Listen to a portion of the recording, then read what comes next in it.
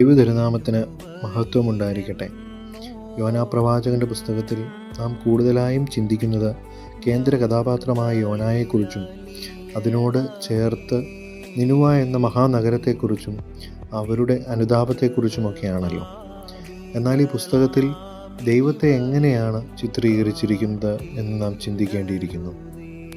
പരമപ്രധാനമായി യോനായുടെ പുസ്തകത്തിൽ രേഖപ്പെടുത്തിയിരിക്കുന്ന ദൈവം മനുഷ്യനെ തേടി വരുന്നവനാണ്. God is the one here who searches for man. നമുക്ക് പലപ്പോഴും സുപരിചിതമായിരിക്കുന്ന ചിത്രം മുടിയനായ പുത്രൻ്റേതാണ്. അവിടെ പുത്രൻ അനുതപിച്ച് തിരികെ പിതാവിൻ്റെ അടുക്കൽ ചെല്ലുന്ന കാഴ്ചയാണല്ലോ നാം കാണുന്നത്. എന്നാൽ യോനായുടെ പുസ്തകം നാം പരിശോധിക്കുമ്പോൾ ഇവിടെ God is the one who searches for man and bring him to repentance.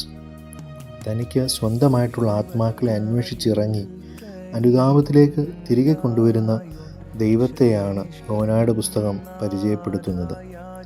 സെറൂഗിലെ വിശുദ്ധ യാക്കോബ് എന്ന പിതാവ് സൂചിപ്പിക്കുന്നു, മനുഷ്യന് ദൈവസന്നിധിയിൽ ചെന്ന് അനുരഞ്ജനപ്പെടുവാൻ സാധിച്ചില്ല.